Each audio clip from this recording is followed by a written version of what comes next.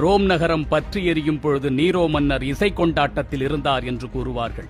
இது உண்மையா பொய்யா என்று பல வரலாற்று சர்ச்சைகள் உண்டு. நாமும் அதை கண்ணால் கண்டதில்லை.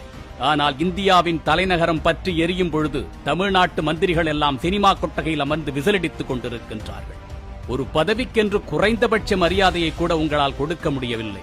ஒரு வேலை நாளிலே காலை 10 மணிக்கு 9 மணிக்கு திரையரங்குகளுக்கு அதிகாரிகள் புடைசூழ சென்று திரைப்படம் பார்ப்பதன் மூலம் இந்த சமூகத்திற்கும் இளைஞர்களுக்கும் வாழ்ந்து கொண்டிருக்கக்கூடிய எதிர்கால தலைமுறையினருக்கும் நீங்கள் என்ன சொல்ல வருகின்றீர்கள்?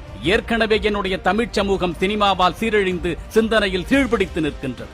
மேலும் மேலும் அதே சீர்கெட்ட சீரழிந்த கேவலமான கேடுகட்ட பாதையை ஏன் நீங்கள் தொடர்ந்து முன்னுதாரணம் ஆக்கிக் கொண்டே இருக்கின்றீர்கள்? நீட் தேர்வுக்கு எதிரானவர்கள் என்றுதானே நீங்கள் எங்களிடம் உங்களை அடையாளப்படுத்திக் கொண்டீர்கள். நீட் தேர்வுக்கு எதிராக இந்தியாவை கொந்தளிக்கும் பொழுது உங்களால் எப்படி ஒரு திரைக்கு முன்னால் அமர்ந்து விசிலடிக்க முடிகின்றது, கைத்தட்ட முடிகின்றது, ஆரவாரம் செய்ய முடிகின்றது? மற்றொரு புறத்தில் பார்த்தால் தங்களின் உரிமைக்காக போராடுகின்ற மாணவர்களை சர்வதேச பயங்கரவாதிகளை போன்று நடத்துகின்றது மத்திய அரசு. பெண் பிள்ளைகளுக்கு வழங்க வேண்டிய அடிப்படை கண்ணியத்தை கூட வழங்காமல் காட்டு மிராண்டிகளை போன்று நடந்து கொள்ளுகின்றது. தங்களுக்கு என்ன வேண்டும் என்பதை மாணவர்கள் தான் முடிவு செய்ய வேண்டும். தங்களுக்கு எது சரியானது என்பதை மக்கள் தான் முடிவு செய்ய வேண்டும். ஆனால் ஒவ்வொரு முறை அரசு கொண்டு வரும் திட்டங்களுக்கு எதிராக மக்களே குரல் எழுப்புகின்றார்கள், வெகுண்டெழுகின்றார்கள், போராட்ட மனோநிலைக்கு வருகின்றார்கள் என்று சொன்னால் நீங்கள் கொண்டு வரக்கூடிய திட்டங்கள் யாருக்கானது? மக்கள் எதிர்க்கக்கூடிய ஒரு திட்டத்தை எதற்காக மக்களுக்குள் திணிக்கின்றீர்கள்? குடிமக்கள் தங்களுக்கு தேவையில்லை என்று சொல்லக்கூடிய ஒரு விடயத்தை எதற்காக நீங்கள் வலுக்கட்டாயமாக நடைமுறைப்படுத்துகின்றீர்கள்? எங்களுக்கு என்ன தேவை என்பதை நாங்கள் தான் முடிவு செய்ய வேண்டும். எங்களுக்கு எவ்வளவோ தேவைகள் இருக்கின்றது. அவற்றையெல்லாம் நீங்கள் சரி செய்வதற்கு முதலில் முன்வாருங்கள். யாரோ ஒருவன் எங்கிருந்தோ போடுகின்ற சட்டத்திட்டங்களுக்கெல்லாம் விதிமுறைகளுக்கெல்லாம் கைகட்டி வாய்பொத்தி சேவகம் செய்யக்கூடியவர்களாக நீங்கள் இருக்கின்றீர்கள் என்பதற்காக நாங்களும் அதுபோன்று உங்களுக்கு இருக்க வேண்டும் என்று கட்டாயமில்லை.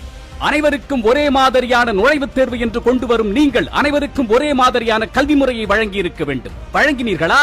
கிராமத்தில் பயிலக்கூடிய ஒரு அரசு பள்ளி மாணவனுக்கும், மெட்ரிக்கில் படிக்கக்கூடிய ஒரு மாணவனுக்கும், சிபிஎஸ்இ பள்ளியிலே படிக்கக்கூடிய ஒரு மாணவனுக்கும் வெவ்வேறு பாடத்திட்டங்களை வகுத்து கொடுத்துவிட்டு அனைவரும் நீட் என்று வரும்பொழுது ஒன்றாக தேர்வு எழுத வேண்டும் என்பது எந்த மாதிரியான மதிப்பீட்டு முறை? அவ்வளவு கட்டுப்பாடோடு நடத்தக்கூடிய ஒரு தேசிய அளவிலான நுழைவுத் தேர்வில் எப்படி தவறுகள் நடந்தது? அந்த வினாத்தாள்கள் எப்படி வெளியானது? இதற்கு நீங்கள் என்ன பதில் சொல்ல வேண்டும்? நாங்கள் எல்லாவற்றையும் பொறுத்து கொண்டு போக வேண்டும். தேர்வு எழுதுவதற்காக வரக்கூடிய எங்கள் வீட்டு பெண் குழந்தைகளை சொல்வதற்கே கூசக்கூடிய விடயங்களை எல்லாம் நீங்கள் செய்திருக்கின்றீர்கள். இவ்வளவு கட்டுப்பாடுகள் மாணவர்களுக்கு உண்டு. ஆனால் நீங்கள் நீட்டு வினாத்தாளையே கசிய விடுவீர்கள். நாங்கள் கேள்வி கேட்க கூடாது, வாய்ப்பொத்திக் கொண்டிருக்க வேண்டும்.